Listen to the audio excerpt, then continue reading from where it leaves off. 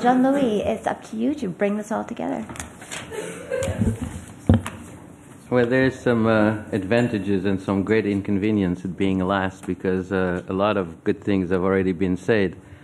I want to talk a little bit, building on Alim's metaphor about the fact that Development Gateway and AData, to some ways, are aiming to be the vehicle that will use the fuel, and making sure that it's a vehicle that's relatively easy to drive for people who don't need to take driving lessons for a long time before being able to do this. The Development Gateway was created by Jim Wolfenson about 11 years ago, and the idea was he wanted an answer to who's doing what where. And that came from a realization that there are many, many more actors increasingly in the field of development. And very often, the poorer the country, the less capacity it has to actually make good use of all the information, all the activities that are being done. So he wanted a place where people could go, a portal, and you have to set yourself back 11 years ago. We did not go to the internet every minute like we do now. This thing did not very much exist. So that in the intervening years, a number of developments have taken place. The increasing number of actors in the development field, what some have called hyper-collective action, really complicating the role of governments and people trying to make sense of it all. We've had the explosion of the internet as a place where people go. We've had the tremendous growth of mobile technology.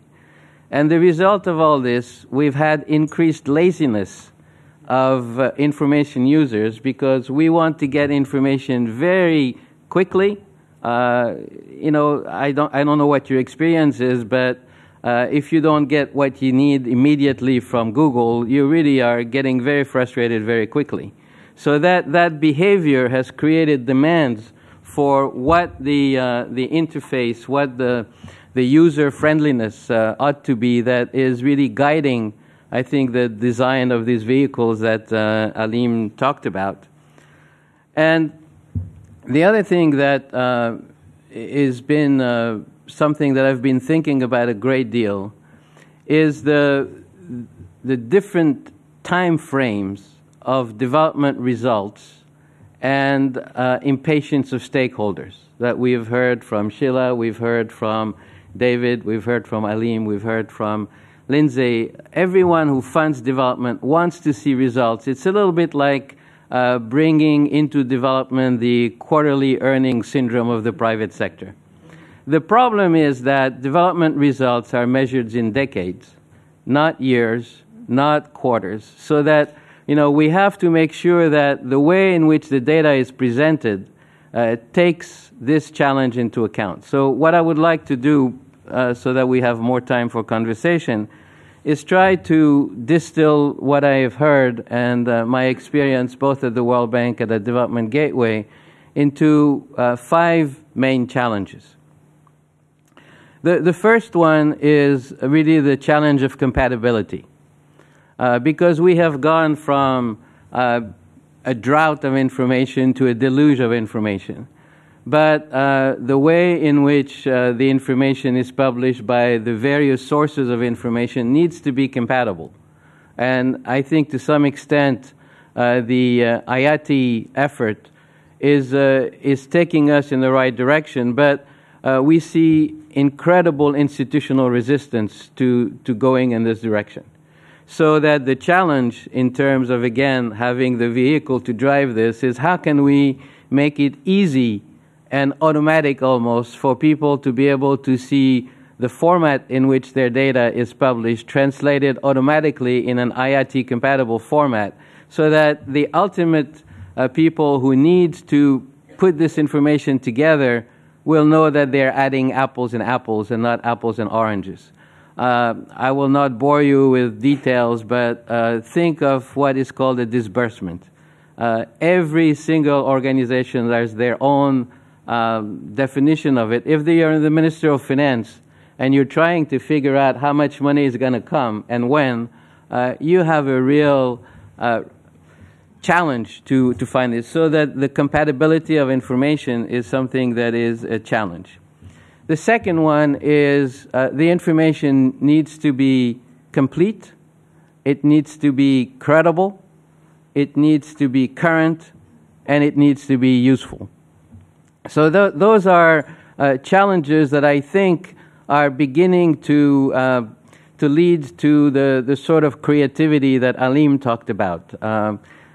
The winning app in this app for development is one that I very much encourage you to use, because it's taking the reams of development information that the World Bank has, which really was mind-numbing when you are trying to work with it, and making it really very, very easily comprehensible and almost intuitive to see. So you can see.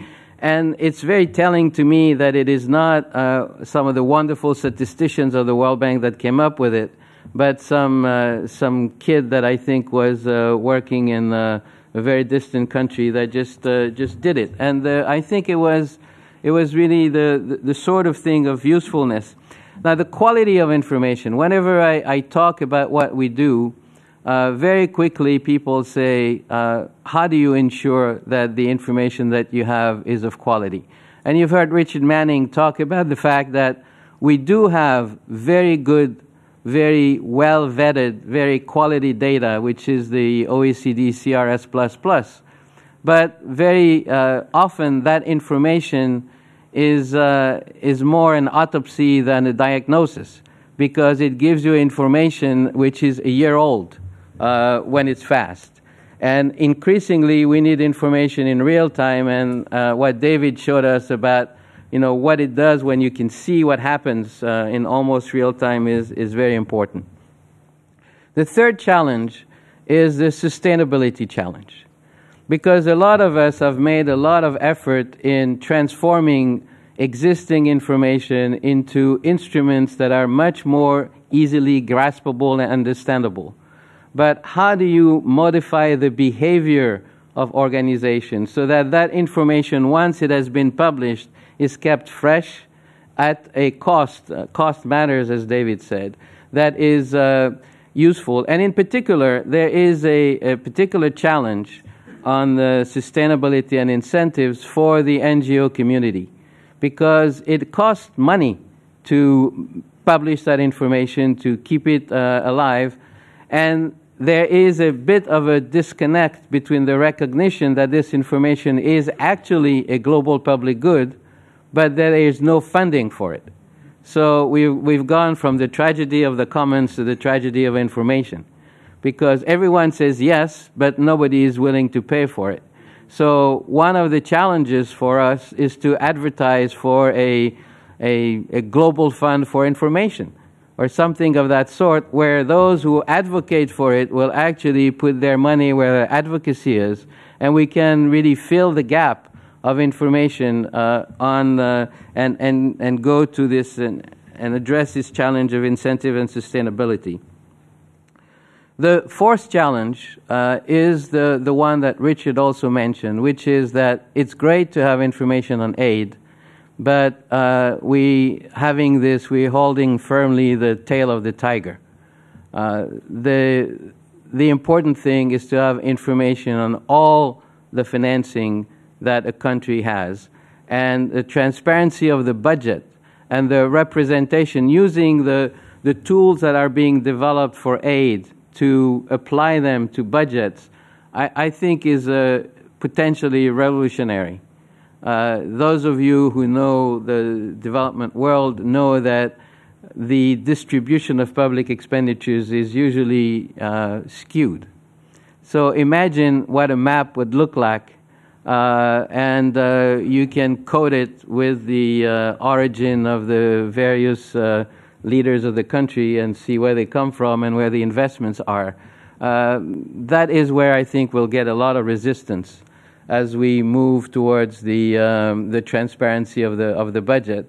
And I'm very happy that the Development Gateway is partnering with the International Budget Partnership, and we're trying to, as Richard mentioned, in a couple of countries, to actually take the budget information and the aid information and make it public, and hopefully we'll get one or two volunteers to geocode that information as well, which will also have the benefit of, in my view, of making a contribution to the debate on the modalities of aid. Because those of us who are have been in the aid business for a long time are convinced that programmatic aid or budget support is probably the best way to do it. But there's still a lot of resistance on the part of local donor country politicians who like to inaugurate a road or to cut the ribbons on a school, and don't like very much this idea that you're giving money to the countries to do what they want with it. But in the end, I think all the literature of aid effectiveness is increasingly showing that this is the most effective way of doing it, provided, of course, that there is transparency and accountability. And those tools that are being developed in the aid business, because there is a demand for it, can easily be then translated into the more comprehensive information and the budget. And the final and most exciting challenge is, how do you get the mobile revolution to empower people at the end of the line, to empower those who are actually the intended beneficiaries of development activities? How do you make sure that the person who manages the pharmacy in a remote village in Burkina Faso can introduce information saying, I am out of stock, I've been out of stock for 3 months of malaria pills or of vaccine or this or that or the other thing, so that you really are beginning to enter a very different accountability mechanism. And I think that the sessions that we'll have at the end of the day, I hope that some of you stay and listen to this, because to me, this is really where the ultimate benefit of all this information has to reside. It's in the ability of people to provide information. Obviously, that creates its own challenges. How do you make sure that this information is credible? How do you make sure that it's current? How do you make sure that it is not biased in one way or another? So there are lots and lots of technical and political and cultural and behavioral challenges that are linked to this beneficiary feedback loop. But I think that if we make it happen, I think that this information revolution that we've been speaking about today will really have made a difference where it matters. It's in improving the lives of poor people where they live and giving them a voice and the power to improve their own lives. So let me stop it, and thank you all.